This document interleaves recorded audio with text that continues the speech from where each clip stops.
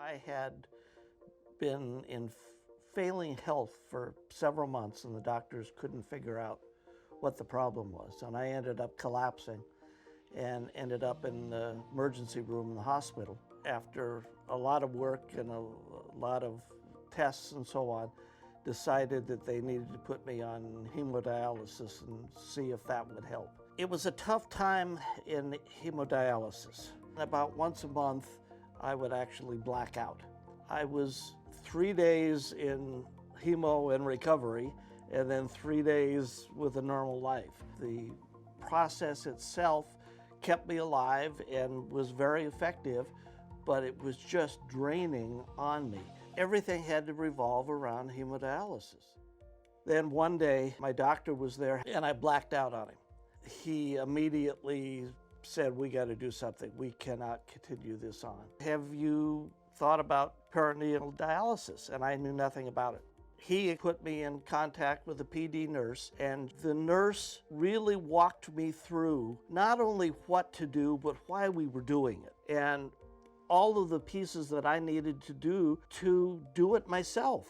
And so, yes, I wanted to do it. I went into it with the attitude, I'm going to make this work. It took a little bit of time to get used to the catheter and your abdomen filling up and so on, but it was certainly better than what I had in hemo. And now, 2 years into it, I realized I could do this the rest of my life. That this is so natural and so easy to do yourself. When I learned about PD, I was worried that I was being told something that was too good to be true. And then when I got into it, I realized it really is true. When I was on hemodialysis, I would have to segment the 3 days that I was on therapy, so I couldn't do anything else those days. When PD came along, I could start putting everything back into my life again. I produce television and theater shows. One of them, we were doing a broadcast of a football game, and I realized that I had just been up and down the bleachers 6 times in that evening. And a year ago, I would not have been able to do that. I would have done up and down once and sat down for an hour. My energy level is returning back to what I had before I had to even start dialysis. I'm doing everything that I could imagine that I would want to do, and that to me is just an absolute miracle to be able to do this after your kidneys have failed. When I was in the hospital and they were trying to figure out what was wrong with me, they put me on hemo as a test to see if my kidneys would come back. The people in the hospital didn't even seem to know about PD.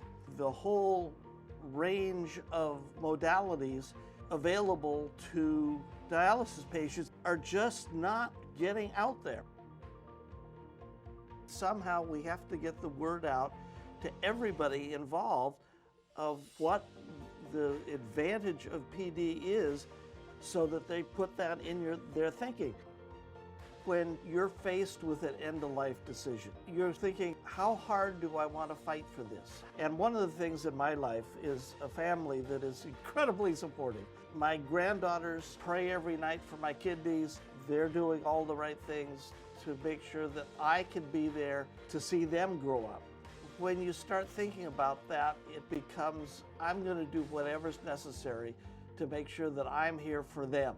So their grandpa is around when they get married, their grandpa's around when they're having kids, and so on.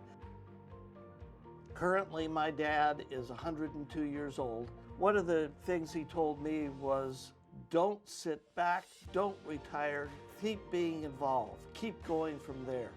And that's one of the things that I have learned from my life is be there for the kids, be there for the family. Because of what I'm doing with dialysis and PD, I can do all these things now that I had thought would never happen again.